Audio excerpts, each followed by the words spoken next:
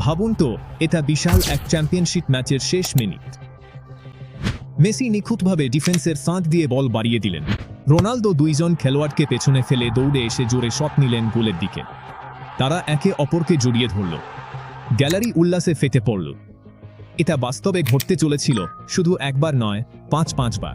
জানতে চাও কেন সেটা হয়নি? ২০১৩ সালে এক হোটেল রুমে নেওয়া একটি সিদ্ধান্ত সবকিছু বদলে দিয়েছিল। ১৫ বছর ধরে আমরা দেখেছি খেলাধুলার সবচেয়ে বড় প্রতিদ্বন্দ্বিতা, রোনালদো বনাম মেসি, রিয়াল মাদ্রিদ বনাম বার্সেলোনা। কিন্তু মজার ব্যাপার হলো, এ দুজনের প্রতিদ্বন্দ্বী হওয়ার কথা ছিল না। তারা প্রায়ই সতীর্থ হতে চলেছিল। যদি সেটা হতো, তাহলে আধুনিক ফুটবলের চেহারাই বদলে যেত। রেকর্ড, জয়, চ্যাম্পিয়নশিপ সবকিছুই বদলে যেত।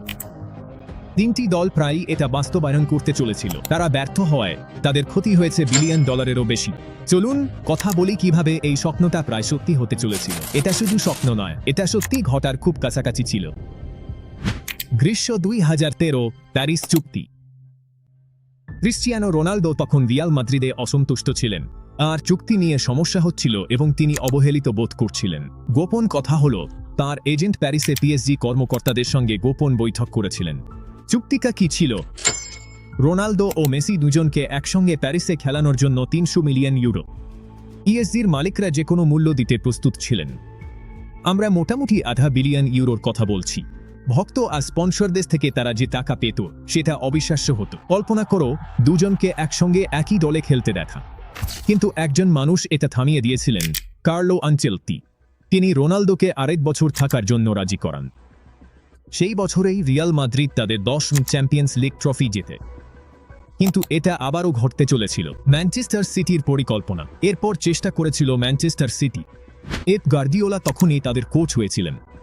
আর প্রথম ফোন ছিল মেসিকে, ম্যানচেস্টারে চলে এসো, আমরা তোমাকে ঘিরেই দল গড়ব। তারপর দলের মালিক জিজ্ঞেস করলেন, আমরা যদি রোনালদোকেও আনি তাহলে কেমন হয়? সিটির মালিকরা হিসেব কষলেন, তারা দুজনকেই নেওয়ার মতো সামর্থ্য প্রায় ছিল না।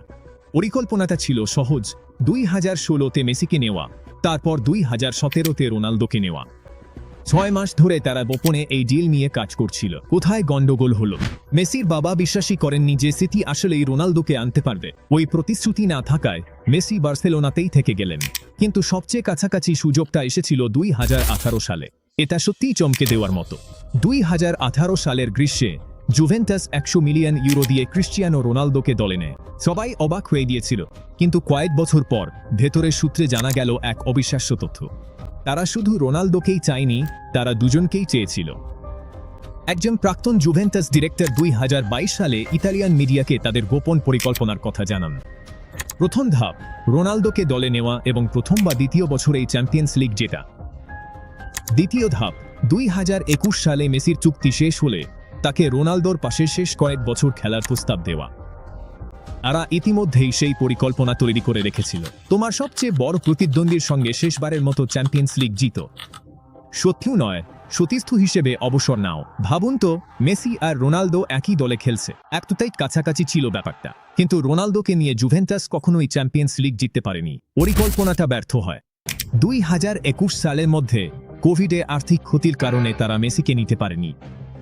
তাই মেসি একাই পিএসজিতে চলে গেলেন। রোনালদো ফিরে গেলেন ম্যানচেস্টারে। স্বপ্নটা শেষ হয়ে গেল। কিন্তু বড় প্রশ্নটা হলো, যদি এই চুক্তিগুলোর কোনো একটা সত্যি হতো, যদি তারা সতীর্থ হয়ে যেত। চলুন সেই পৃথিবীটা কল্পনা করি। চলুন সবচেয়ে বাস্তবসম্মত গল্পটা তৈরি করি। এখন ২০১৩ সাল। পিএসজি সফলভাবে রোনালদো আর মেসি দুজনকেই দলে টেনে নেয়। তাদের বয়স তখন ২৮ আর ২৬, ক্যারিয়ারের সেরা সময়। প্রথম বছর ২০১৩ থেকে ২০১৪ ফুটবল দুনিয়া পাগল হয়ে যায়। প্রতিটি পিএসজি ম্যাচ হয়ে ওঠে বিশাল এক বৈশ্বিক ইভেন্ট। ফরাসি ফুটবলের টিভি চুক্তি রাতারাতি ৩ গুণ বেড়ে যায়। পিএসজি এক মাসেই ৫ কোটি ইনস্টাগ্রাম ফলোয়ার পেয়ে যায়। কিন্তু কেউই এটা আশা করেনি। শুরুর দিকে তারা একটু হোঁচট খায়। দুজন খেলোয়াড় দুজনেই সব সময় তারকা হয়ে খেলেছে। রোনালদো প্রতিটা ফ্রি কিক নিতে চায়, মেসি সবসময় বল পেতে চায়। তাদের কোচের জন্য এটা দুঃস্বপ্ন হয়ে দাঁড়ায়। পিএসজি সহজেই ফরাসি লিগ জিতে, কিন্তু চ্যাম্পিয়ন্স লিগে চেলসির কাছে হেরে যায়। কেন? তারা একে অপরকে যথেষ্ট পাস দেয় না। তাদের ডিফেন্সে সমস্যা রয়েছে। তারা এখনো একসাথে ভালোভাবে খেলতে পারে না। মিডিয়া তাদের ধ্বংস করে দেয়। শিরোনামে লেখা হয়, দুইজন মহান খেলোয়াড় মিলেই বড় দল হয় না। দ্বিতীয় বছর 2014 থেকে 2015 সবকিছু বদলে যায়। তারা সমাধান খুঁজে পায়।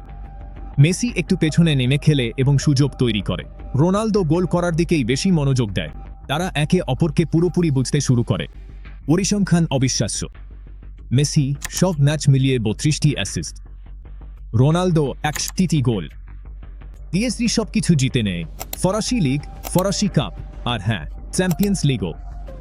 বার্সেলোনার বিপক্ষে ফাইনালে 87তম মিনিটে মেসি রোনালদোকে জলসূচক গোলের জন্য অ্যাসিস্ট করে। তাদের উদযাপনের ছবি ফুটবল ইতিহাসের সবচেয়ে বিখ্যাত ছবি হয়ে ওঠে। কিন্তু এখানেই ব্যাপারটা সত্যিই আকর্ষণীয় হয়ে ওঠে। মেসি ছাড়া বার্সেলোনা 2015 সালে কখনোই বড় ট্রফিটা জিততে পারত না। তারা হয়তো পরবর্তী 10 বছরেও আর কোনো চ্যাম্পিয়ন্স লিগ জিততে পারত না। নেইমার, সুয়ারেজ, মেসির সেই বিখ্যাত ত্রয়ী কখনোই গড়ে ওঠে না। বার্সেলোনার সোনালী যুগ আগেভাগেই শেষ হয়ে যায়। রোনালদো ছাড়া রিয়াল মাদ্রিদ 2016 থেকে 2018 পর্যন্ত টানা 3টি চ্যাম্পিয়ন্স লিগ জিততে পারত না। সেই রাজত্ব কখনোই তৈরি হতো না। তাদের কোচ জিডান হয়তো কখনোই কিংবদন্তি হয়ে উঠতেন না। ইউরোপীয় ফুটবলের পুরো ক্ষমতার কাঠামো প্যারিসে চলে যায়। এখন ভাবো, আজ আমরা যেসব রেকর্ড জানি সেগুলো নিয়ে। রোনালদোর আছে 5টি চ্যাম্পিয়ন্স লিগ ট্রফি, মেসির আছে 4টি। পিএসজিতে একসাথে থাকলে তারা সম্ভবত 2014 থেকে 2022 সালের মধ্যে 7টি জিতত, হয়তো আরও বেশি। রোনালদোর চ্যাম্পিয়ন্স লিগে 140টি গোল আছে, মেসির আছে 129টি। কিন্তু তারা যদি একসাথে খেলতো, রোনালদোর হয়তো 200টি গোল হতো। কেন? কারণ মেসির পাস থেকে রোনালদো এমন সুযোগ পেত যা রিয়াল মাদ্রিদে কখনোই পায়নি। আর মেসি, তার হয়তো 42টির বদলে 100টি চ্যাম্পিয়ন্স লিগ অ্যাসিস্ট থাকত। ব্যালন ডিওর পুরস্কার। রিয়াল মাদ্রিদ বনাম বার্সেলোনা প্রতিদ্বন্দ্বিতা ভুলে যাও।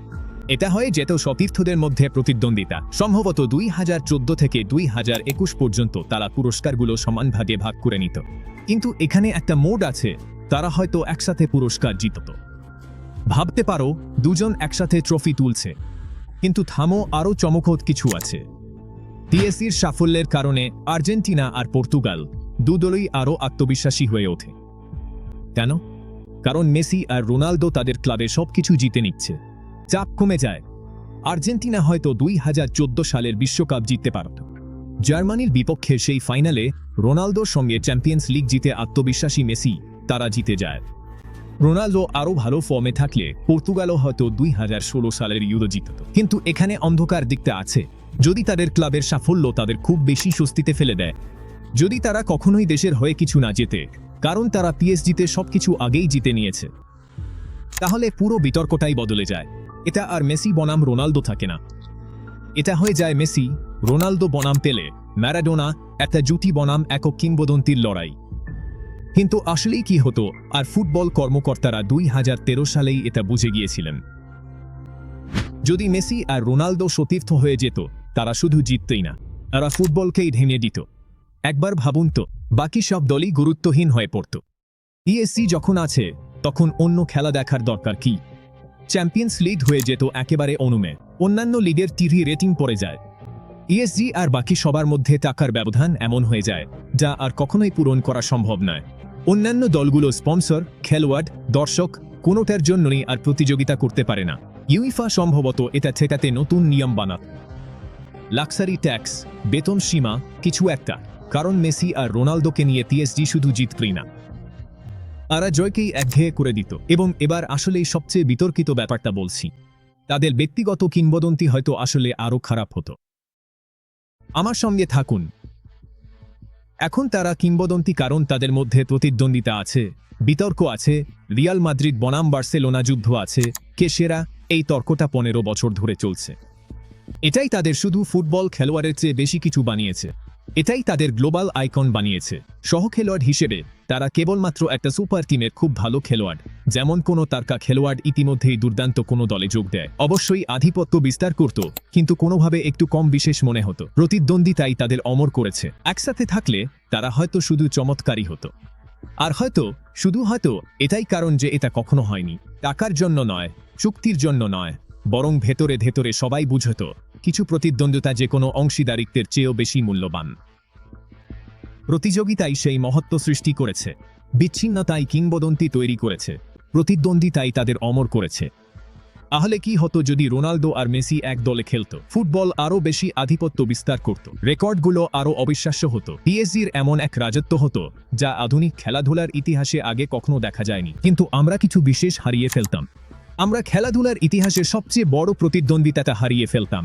আমরা হারিয়ে ফেলতাম 15 বছরের বিতর্ক, অসাধারণ ম্যাচ আর সেই সুন্দর প্রতিযোগিতা যা দুজনকেই একা থাকলে যতটা পারত তার চেয়েও ভালো হতে বাধ্য করেছিল। হয়তো সবকিছু ঠিকভাবেই হয়েছে, হয়তো কিংবদন্তি হতে তাদের প্রতিদ্বন্দ্বী হওয়াটাই দরকার ছিল। কিন্তু আমার তোমার কাছে একটা প্রশ্ন আছে, তুমি কি এই প্রতিদ্বন্দ্বিতার বদলে তাদের পার্টনারশিপ বেছে নিতে চাইবে? তুমি কি মেসি বনাম রোনালদোর 15 বছর ছেড়ে দিয়ে শুধু এক মৌসুমের জন্য মেসি আর রোনালদোকে একসাথে খেলতে দেখতে চাইবে? কমেন্টে জানাও, কারণ সত্যি বলতে আমি এখনো নিশ্চিত নই কোনটা সঠিক উত্তর।